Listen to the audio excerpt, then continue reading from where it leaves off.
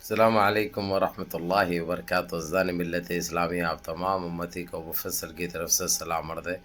گھر میں بڑی پردہ نشین عزت دار ماں اور بہنوں کو ابو فضل کی طرف سے سلام عرض ہے۔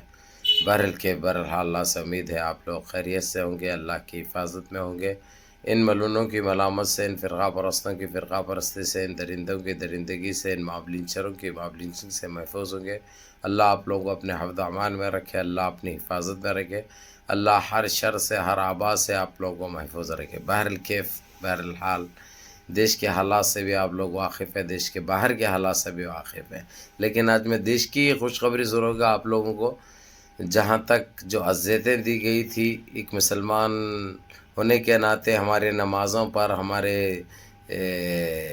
اذاؤں پر جو پابندی عائد کیے گئے تھے وہ سارے ختم ہو چکے ہیں۔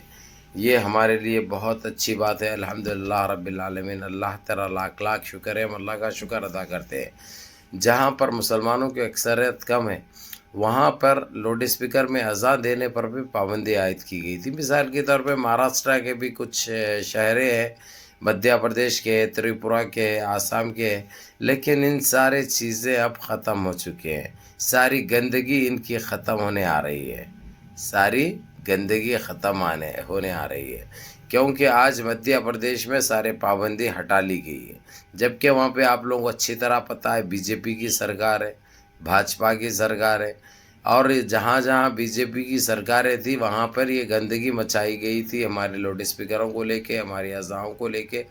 اذان لاؤڈ اسپیکر میں دی تو ان کو تکلیف ہو رہی تھی کہتے، جبکہ اذان کی اتنی پاک آواز، اچھی آواز دنیا میں کون سی بھی نہیں ہے۔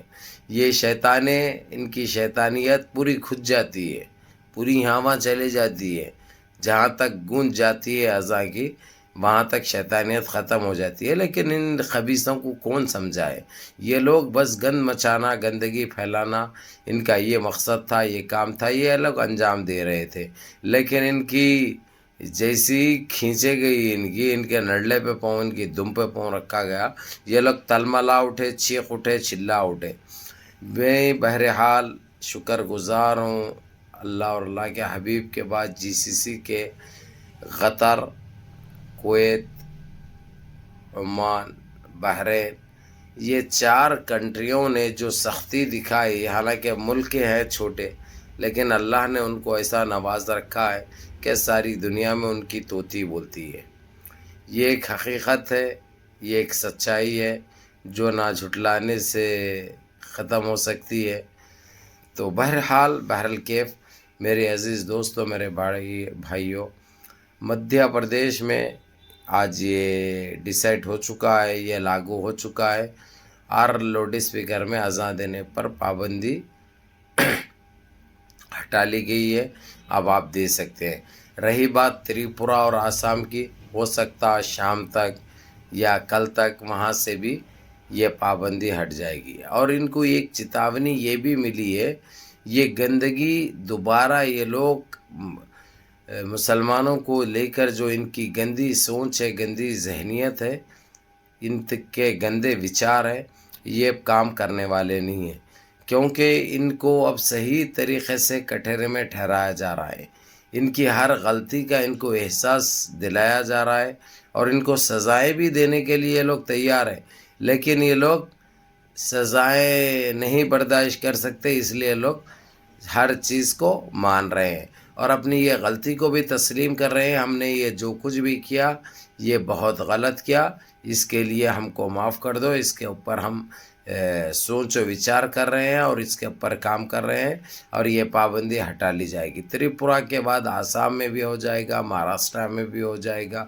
جہاں جہاں یہ گندگی پھیلی تھی اذان کو لے کر اب یہ ختم ہو جائے گی۔ اور آپ کو اچھی طرح ایک چیز یاد بھی دلا دوں اور بتا بھی دوں، سونو نگم ہے ایک گانے والا، ایک جو دبئی میں بھی فلائٹ ہے اس کا، دبئی میں رہتا ہے زیادہ تر، لیکن اس نے بھی بتایا تھا کہ جو ہے سو ہم کو اذان سے بڑی تکلیف ہے، یہ ہے، اب انہیں مسلمان ہونے جا رہا ہے، انہیں اسلام میں آنے جا رہا ہے، جبکہ اسلام میں تو بہت ایسے لوگ آ رہے ہیں۔ جب سے قطر نے فیفا ورلڈ کپ کروایا قطر کے اندر، کئیوں ایسے فیملیز، چاہے برازیلی لے لو، چاہے ارجنٹینا کے لے لو، چاہے کدھر کے بھی، پرتگال کے لے لو، فرانس کے لے لو، ایسے پورے فیملیوں کے ساتھ اسلام قبول کریں.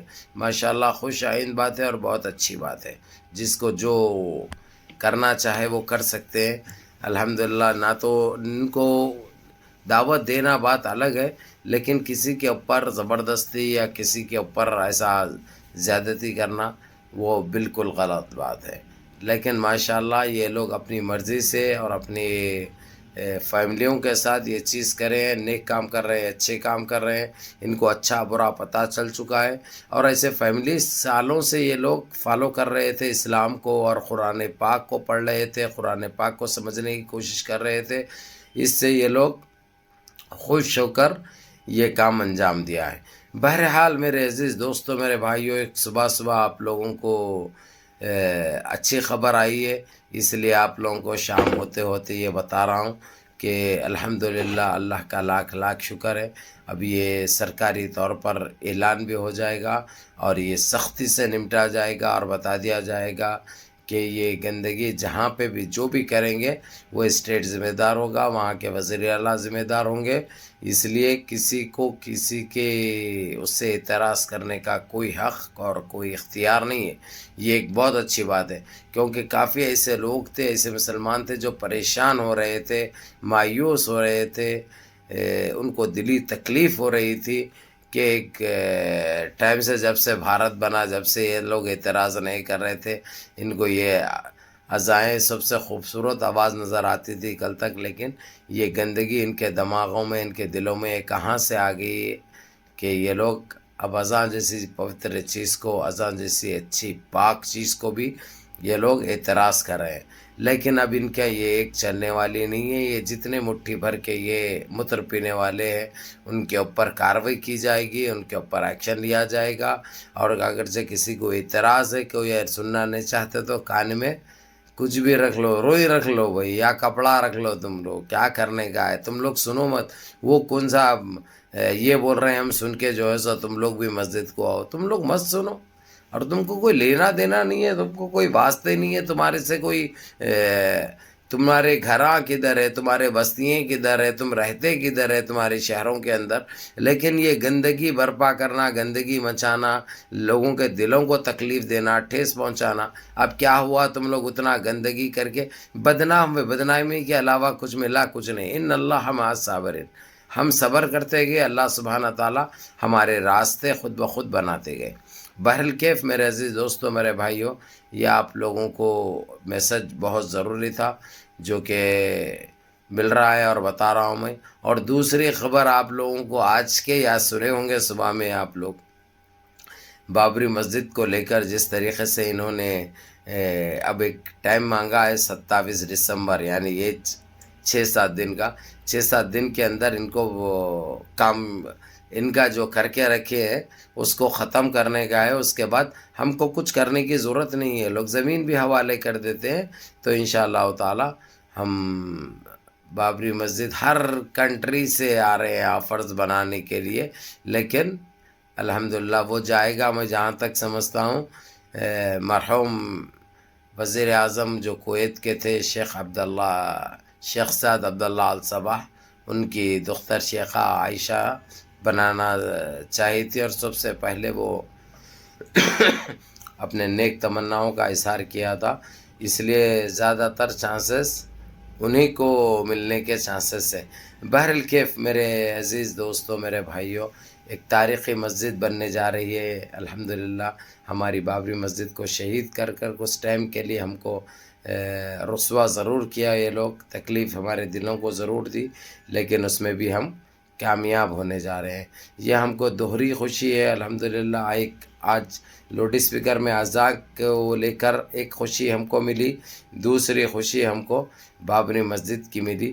ایسے ہی خوشیاں ملتے رہیں گے، لیکن آپ لوگ اس کے لیے اپنے نمازوں کی پابندی کرو، اور اپنے مساجد کو آباد رکھو، اور صفیں فل کرو بھائی، بھرے بے رہے، اور عوام ہماری آتے رہی تو ان کی میلی آنکھ کام نہیں کرتی. وہ خود بخود دیدہ گر جاتا ہے ان کا. ان کو موقع فراہم مت کرو، موقع مت دو. نمازیں پڑھو اور سارے منظم اور متحد رہو، سارے مل جل کے رہو، اپنی بھائی چارگی سے رہو، ماں باپ کی خدمت کرو، بڑوں کے احکام پہ عمل کرو، اور اپنے اس بھائی کو بھی دعا میں یاد کرو. السلام علیکم.